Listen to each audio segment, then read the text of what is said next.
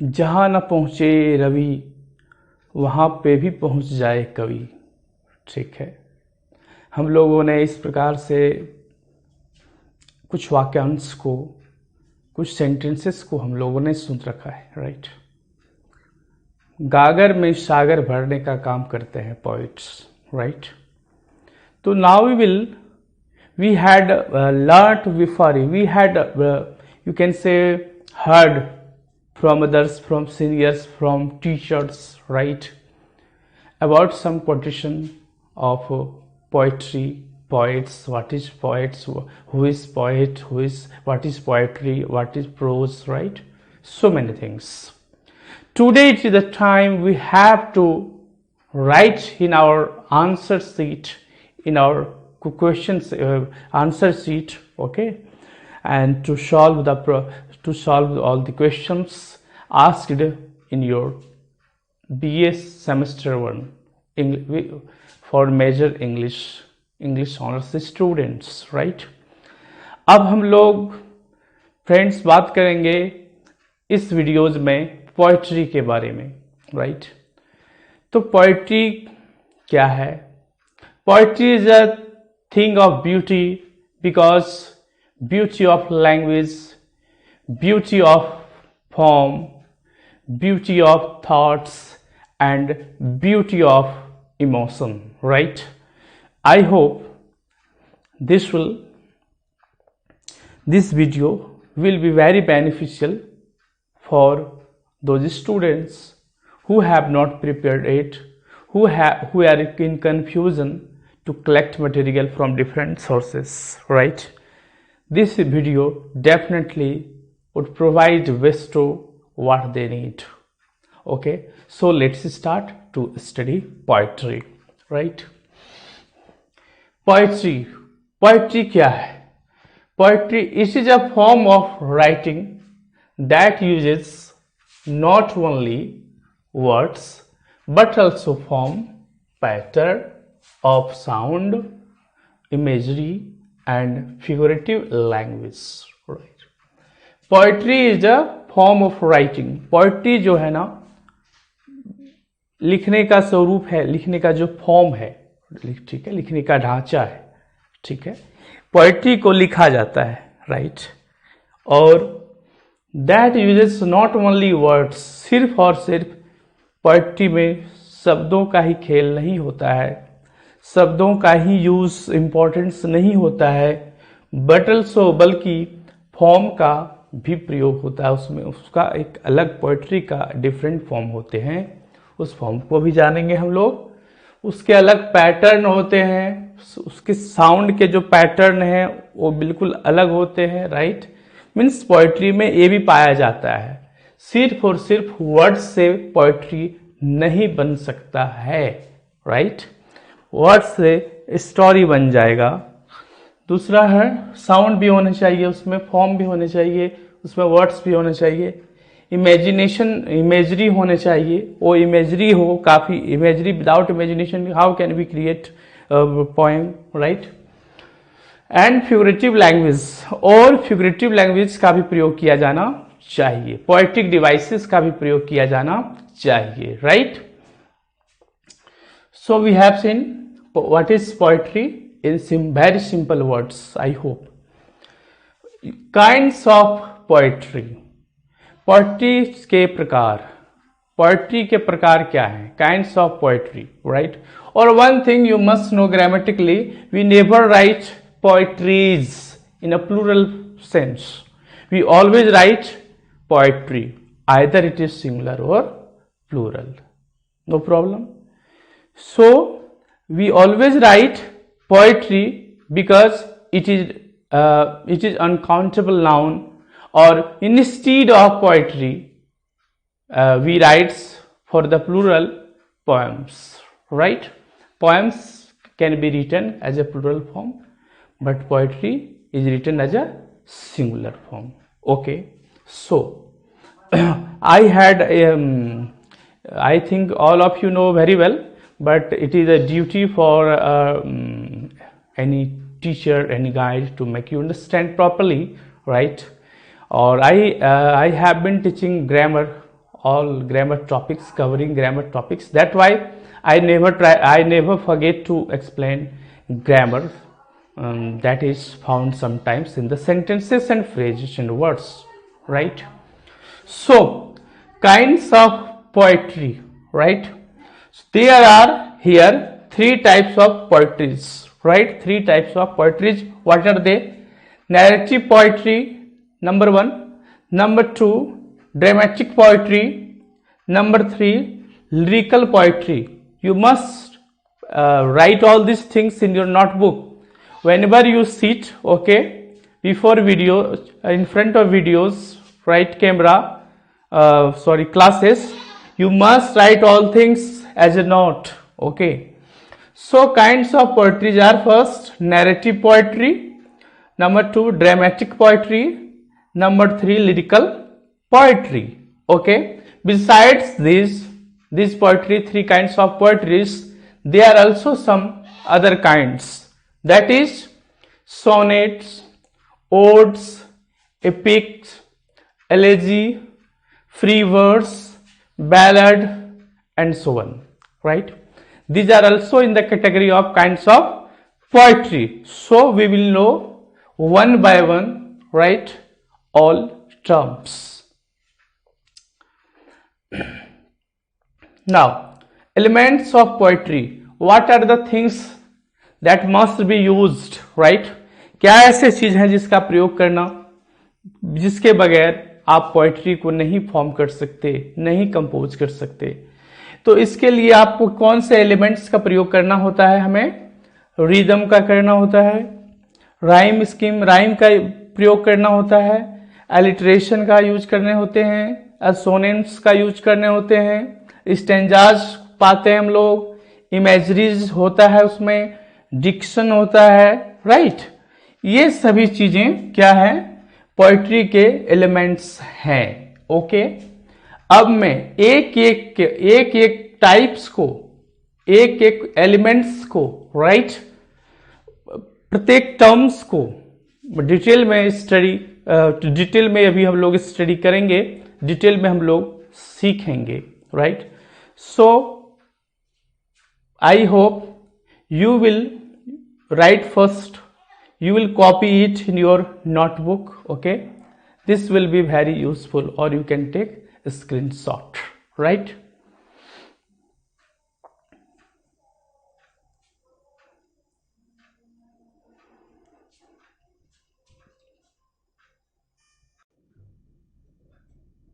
Now we will learn all kinds of poetry, elements of poetry one by one, right?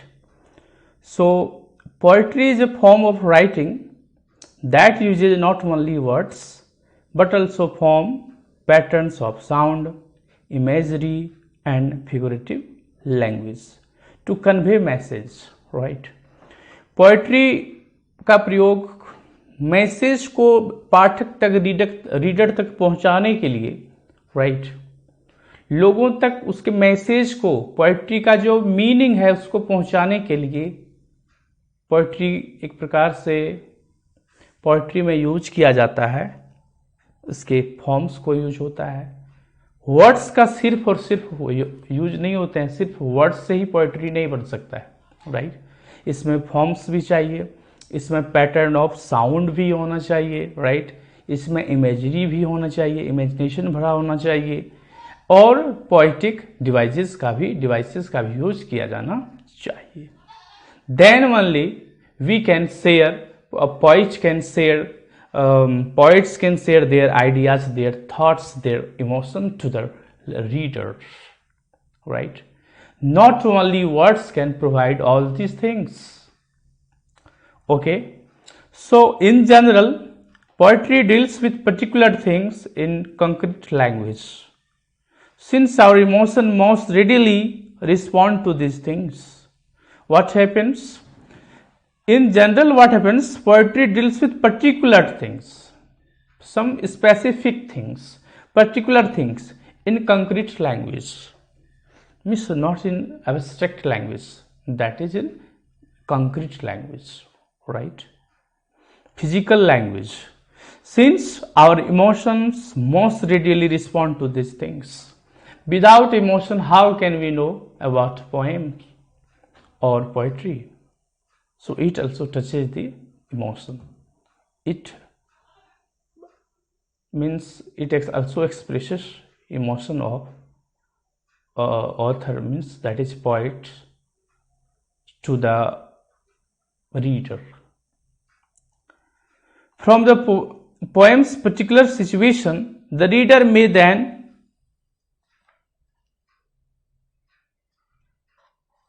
generalize. From the poem's particular situation, the reader may then generalize. The generalities arise by implication from the particular, right? When we see some poems is in particular situation, right? So reader, what can reader do? Reader they I think generalize, okay, make it general, make it common, or the generalities arise by implication from the particular. और how can generalities arise? generalities कैसे आ सकते हैं उसमें? Common कैसे, actually general जो चीज़ें हैं वो कैसे आ सकते हैं? पर्टिकुलर का प्रयोग करने के, अप्लाई करने के बाद, उसको इम्प्लीमेंट करने के बाद, राइट, उसका जनरल मीनिंग रीडर्स तक पहुंच सकता है, right? The reader here, in other words, a poem is most often concrete and particular. The message, if there is any, is general and abstract. It's implied by the images, right? और poets और क्या कहते हैं reader? In other words, a poem is most often concrete. poem जो है ना, अधिकतर poems means अक्सर पोएम लोग देखते हैं कंक्रीट होता है. कंक्रीट मीन्स फिजिकल टाइप्स, और पर्टिकुलर होता है, कुछ खास विशेष स्पेशल होते हैं, राइट?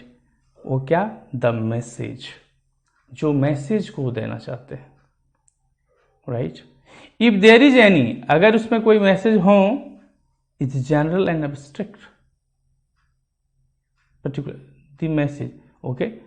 अगर उनमें से कोई मैसेज पाया जाए तो जनरल या फिर एब्स्ट्रैक्ट हो सकता है. It is implied by the image. अगर उसमें इमेज के द्वारा इमेज को इम्प्लाई किया जाए तो जनरल या फिर एब्स्ट्रैक्ट हो सकता है. Image in turn suggest meanings beyond the mere identity of the specific object. Image क्या है? इमेज मीनिंग को सजेस्ट करता है beyond the mere identity of the specific. जो चीजों, जिस चीजों को हम लोग देख रहे हैं, जिस चीजों का हमें विजुलाइज कर रहे हैं, राइट, उसके परे जिस चीज को नहीं देख सकते हैं, जिस चीज को नहीं टच कर सकते, मीन्स जो कंक्रीट ना हो, राइट, जो एब्स्ट्रैक्ट आइडियाज हो, राइट. जैसे कि हम बात करेंगे, यहीं से बैठे हुए हम लोग कहीं दूर झरनों, राइट, कहीं अपने अन्य प्रकृति की जो विजन है, जो दृश्य है, राइट, उसको हम देख सकते हैं यहीं से बैठ करके. ये क्या है कि जो कंक्रीट है वो नहीं, जो बिल्कुल एब्स्ट्रैक्ट होगा, लेकिन जो यहीं से इमेजिनेशन कर सकते हैं, राइट, उसमें इमेजेस का प्रयोग किया जाए तो जनरल और एब्स्ट्रैक्ट हो जाएगा. Image in turn suggest meaning beyond the mere identity of specific. Poetry plays with meaning when it identifies resemblance or make comparison between things. Poetry plays with meaning. ये जो मीनिंग है, अर्थ के अनुसार अगर कहा जाए पोएट्री का, when it is identifies resemblance, ये रिजम्बलनेस और एक जैसा, और मेक कंपैरिजन बिटवीन थिंग्स, चीज़ों के बीच में जो है कंपैरिजन आइडेंटिफाइज करता है, समानता दिखलाता है, या फिर कंपैरिजन करता है। Poetry plays with meaning, meaning के साथ पोएट्री कंपैरिजन करता है या फिर समानता दिखाता है। एलिमेंट्स ऑफ पोएट्री को हम लोग कुछ टर्म्स को देखें।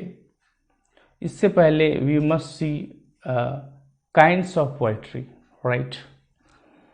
सो there are 3 types of poetries here. What are they? Narrative poetry, I have already written. What is narrative poetry?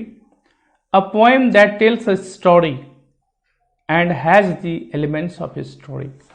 जो पोएम कहानी बताता है, ठीक है, जो कहानी बताता है और जिसमें कहानी का एलिमेंट्स पाया जाए, वो नैरेटिव पोएम कहलाता है, नैरेटिव पोएट्री कहलाता है। ऑफन नैरेटिव पोएम्स जो होते हैं हैव राइम स्कीम होता है, उसमें राइम स्कीम होता है, लेकिन वे स्टोरी को बताते हैं, right? Next, dramatic poetry. What is dramatic poetry? तो नैरेटिव पोएट्री में समझ में आ गया होगा। नैरेटिव पोएट्री में हम लोग स्टोरी का यूज करते हैं, राइट? ड्रामेटिक पोएट्री में क्या होता है? A poem where the speaker is someone other than the poet himself. इसमें ड्रामेटिक पोएट्री में जो है वो किसी अन्य को स्पीकर बनाते हैं, राइट? पोएट हिमसेल्फ नहीं होते हैं। A poem where the speaker is someone, कोई दूसरे हैं, वो पोएट उसमें अपने आप को इंडिकेट नहीं करते हैं डायरेक्टली, ठीक है? A dramatic poem often includes characters and dialogue. इसमें ड्रामेटिक पोएम में क्या क्या दिया जाता है, क्या क्या उसमें पेश किया जाता है, उसमें कैरेक्टर्स होना चाहिए, कैरेक्टर्स रख दिया जाता है, और उसमें कैरेक्टर्स के बीच में डायलॉग होता है, डायलॉग बातचीत किया जाता है। A dramatic monologue is often from a fictional character's point of view. और ये जो ड्रामेटिक मोनोलॉग होता है, ठीक है, ड्रामा का जो स्पीच होता है, सिंगल स्पीच होता है, राइट? ऑफन जो है ना, वो fictional characters point of view से, फिक्शनल मीन्स इमेजिनेशन का जो कैरेक्टर, इमेजिनेशनल जो हो, मतलब कहने का मतलब है इमेजरी हो, फुल ऑफ इमेजिनेशन हो, उसके पॉइंट ऑफ व्यू से डायलॉग को ड्रामेटिक मोनोलॉग शुरुआत किया जाता है। For example, meeting at night, इसमें रॉबर्ट ब्राउनिंग का लिखा हुआ एक बहुत ही अच्छी पोएम है, eight meeting at night, right? इसमें से डायलॉग किया गया है एक स्पीकर के साथ, दूसरे लवर के साथ, बिलवेड के साथ, ठीक है, डायलॉग किया गया है इसमें। लिरिकल पोइट्री क्या होते हैं? We have completed narrative poetry, जिसमें स्टोरी हो, ड्रामेटिक पोइट्री में जिसमें ड्रामा का भाग जैसा हो। Next, lyrical poetry. लिरिकल से ही समझ में आ रहा होगा, साउंड से related, right? It is any poem with one speaker, not necessarily the poet. ये जरूरी नहीं है कि पोएट ही हो, बल्कि कोई भी स्पीकर, कोई भी वक्ता, ठीक है, हु एक्सप्रेसेस स्ट्रॉन्ग थॉट्स, जो एक्सप्रेस करता है, अभिव्यक्त करता है, जो बताता है एक बिल्कुल ही एक मजबूत विचारों को, स्ट्रॉन्ग थॉट को जो एक्सप्रेस करता है, वो ये जरूरी नहीं कि पोएट ही होगा, कोई दूसरे भी हो सकते हैं, राइट? एंड फीलिंग्स, जो अपने थॉट्स और फीलिंग्स को बताते हों, स्ट्रॉन्ग थॉट्स और फीलिंग्स को बताते हों। Most poem, specially modern ones, are lyrical poems. जो आधुनिक कविताएं हैं वो अधिकतर से अधिक से अधिक वो लिरिकल पोएट्री ही हैं, राइट? अब हम लोग कुछ इसके अदर पोएट्री के पार्ट्स को और भी देख सकते। अभी हम लोगों ने 3 को समझा, इसके अलावे भी कुछ हैं, उसको भी हम देख सकते हैं, ठीक है? कि एक जो है तीजार सोनेट। सोनेट क्या है? The word sonnet is derived from the Italian word sonetto. ये इटली के वर्ड से, इटालियन वर्ड से, ठीक है, सोनेटो से ये सोनेट बन के आया है। इट मीन्स अ स्मॉल और लिटिल सॉन्ग। सोनेटो का मतलब होता है स्मॉल और लिटिल, छोटा सा सॉन्ग, छोटा सा गाना, ठीक है, 2-4 लाइन, 5-10, मतलब लाइन क्या होगा, 14 होगा, ठीक है, जनरली 14 लाइन होते हैं सोनेट में। तो इन 14 लाइन्स में जो है अपने लिरिक होंगे, सॉन्ग होगा, राइट। तो ये सबसे पहले इटालियन से आया है, सोनेटो से। सोनेटो का मतलब होता है सॉन्ग और लिरिक। तो पोइट्री में हम लोग सोनेट को देखेंगे। इट हैज़ 14 लाइन्स, इसमें 14 लाइन होते हैं। सोनेट में 14 लाइन्स होते हैं। ईच लाइन हैज़ 10 सिलेबल्स, और प्रत्येक लाइन का ना जो सिलेबल पूछा जाएगा, कितने सिलेबल के होते हैं, कितने वोवेल में वो बटता है, राइट। कोई भी वर्ड को वोवेल में जो बांटते हैं, कितने वोवेल में वो कटता है, राइट, कितने वोवेल में उसे जोड़ देते हैं, राइट। वो 10 सिलेबल्स पाया जाता है प्रत्येक लाइन में, ठीक है। It is fixed. It has a specific rhyme scheme. अच्छा, इसका कुछ खास अपना राइम स्कीम भी होता है। राइम स्कीम क्या हो गया, जैसे साउंड, लास्ट का साउंड, लास्टिंग साउंड जो है बिल्कुल वो राइम होगा, उस सॉन्ग की तरफ से गाया जाएगा, right. Generally, sonnets are divided into different groups based on the rhyme scheme and that follow. Rhyme scheme के आधार पर जो है सोनेट्स को अलग अलग ग्रुप्स में बांट दिया गया है। पहला ग्रुप का नाम हम लोग देख रहे हैं इटालियन या फिर पेट्रार्कन सोनेट। इसे इटालियन सोनेट, पेट्रार्कन सोनेट कहते हैं। Named after Francisco Petrarch, Petrarch के नाम पर ही ये पेट्रार्कन सोनेट पड़ा हुआ है। तो पेट्रार्कन सोनेट को हम लोग देखेंगे। The Italian poet was introduced into English poetry. Italian poet जो पेट्रार्कन पोएट है was introduced into English poetry. ये पेट्रार्क का जो इटली का जो सोनेट है ये इंग्लिश पोएट्री में आया, मतलब उसको यूज किया गया इंग्लिश में भी in the early 16th century. तो इसका शुरुआत इटालियन सोनेट का जो था, इसका शुरुआत इंग्लिश में होने लगा 16th सेंचुरी, 16वीं शताब्दी से। 16वीं शताब्दी कहा जाए मतलब 1500 से लेकर के 1600 के बीच को हम लोग कहेंगे, 1599 तक को हम लोग कहेंगे 16वीं शताब्दी। By Thomas Wyatt, Thomas Wyatt के द्वारा ये सोनेट को इंग्लिश में इंट्रोड्यूस किया गया। It's 14 lines break into 1 octave which usually rhymes A B B A B B. और ये जो 14 लाइन है ये भी बटा हुआ होता है ऑक्टेव में, ऑक्टेन, और जिसमें राइम स्केल क्या होता है अक्सर A B B A B B A and a sestet, और एक ऑक्टेव एक सेस्टेट, राइट। 2 भागों में इटालियन सोनेट बटा होता है, पेट्रार्कन सोनेट बटा होता है। एंड अ सेस्टेट, सेस्टेट में राइम क्या आ सकता है एक्स वाई जेड या फिर एक्स वाई एक्स वाई, और मल्टीपल वेरिएशन हो सकता है। मैं सिंपली हम लोग एक्स वाई जेड आप ध्यान रखेंगे। Multiple variation using three rhyme. The English sonnet developed by Henry Howard. जो इंग्लिश सोनेट है ना, इस सोनेट को पूछा जाएगा इंग्लिश के सोनेट को किसने डेवलप किया था, तो इसे हेनरी हावर्ड ने किया था, अर्ल ऑफ सरे ने किया था, right. Consist of 3 quadrants and A couplet, जिसमें से 3 क्वाड्रेंट्स होता था, 3 में से 4 लाइन्स का होता था, और लास्ट में 1-2 लाइन का होता था, ठीक है। That's its rhyme A B C D E F G G, also popularised by Shakespeare, और इसे शेक्सपियर के द्वारा बहुत पॉपुलर कर दिया, इसलिए इसे शेक्सपियरियन सोनेट जानते हैं। पेट्रार्कन सोनेट और शेक्सपियरियन सोनेट। शेक्सपियरियन सोनेट बोलें या फिर हम इसे इंग्लिश सोनेट भी बोल सकते हैं। Okay, now we will study ode. What is ode? Ode a type of poems, okay, when the poet address somebody or someone, something, right, someone. Ode क्या होता है? सबसे पहले ओड एक पोएट्री के ही टाइप्स हैं।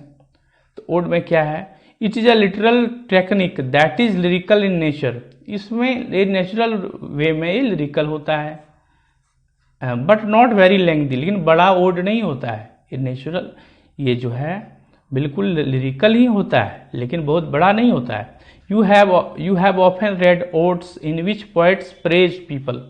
आपने बहुत से ओड्स पढ़ा होगा जिसमें पोएट्स क्या करते हैं? पीपल का प्रेज करते हैं, प्रशंसा करते हैं। Okay, natural scenes and abstract ideas को पोएट प्रशंसा करते हैं, लोगों की प्रशंसा करते हैं। It is highly solemn and serious in its tone. इसका जो टोन होता है बिल्कुल ही गंभीर, बिल्कुल ही सीरियस टोन होता है। सोलम मतलब शांत। And subject matter and usually is used with elaborate pattern of stanzas. और इसमें जो सब्जेक्ट मैटर है वो बहुत ही एलेबोरेटली इसे यूज किया जाता है। सब्जेक्ट मैटर को किस सब्जेक्ट पर है, क्या चीज़ है, उससे एलेबोरेट किया जाता है और स्टेंजाज के द्वारा।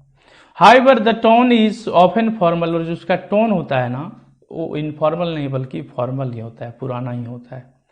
For example, ode to the Confederate dead by Allen Tate. इस प्रकार से सोनेट क्या है? सोनेट 40 लाइन्स का होता है। ये वर्ड सोनेटो इटालियन से निकल के आया है। इसे पेट्रार्कन सोनेट भी कहा जाता है। दूसरे सोनेट हैं टाइप्स, सोनेट्स के 2 टाइप्स। एक शेक्सपियरियन सोनेट कहलाएगा और उसे हम इंग्लिश सोनेट भी कह सकते हैं। ठीक है, तो सोनेट का मतलब ये हो गया कि 14 लाइन्स होना चाहिए। अब हम लोगों ने ओड को देखा। ओड को जो है, ओड में पीपल्स का प्रेज किया जाता है, नेचुरल सीन को प्रेज किया जाता है, एब्स्ट्रैक्ट आइडियाज को प्रेज किया जाता है, राइट। एपिक को हम लोग देखेंगे। An epic poem is a long. Epic poem जो है ओड लॉन्ग नहीं होता है, लेकिन एपिक पोएम जो होता है लॉन्ग होता है। यूजुअली एक बुक की तरह बहुत मोटी होती है।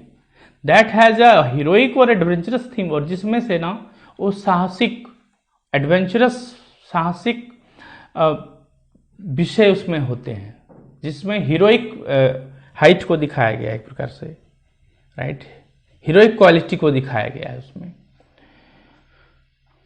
Can sometimes be related to mythology. कुछ कुछ जो है ना मिथोलॉजी से भी रिलेट कर सकते हैं, राइट। महाभारत फिर और भी कुछ ऐसे चीज़ें हैं जो स्टोरी बना हुआ है या फिर जो भी हैं जिसे हम लोग माइथोलॉजी के तौर पर देखते हैं।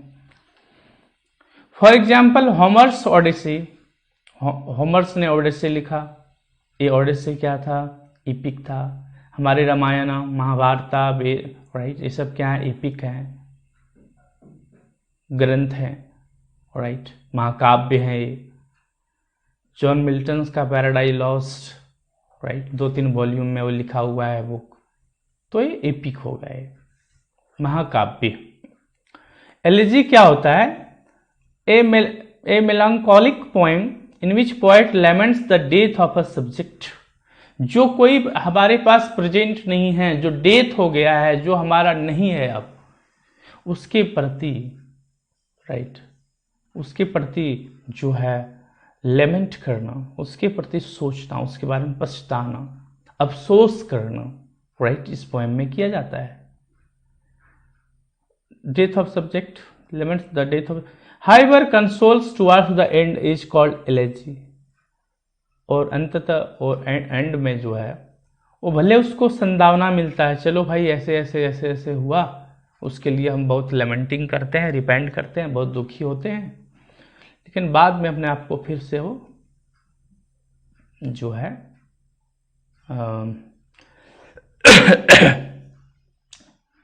कंसोलिडेशन करते हैं, अपने आप को कंसोल कर लेते हैं, अपने मन को बहला लेते हैं, राइट।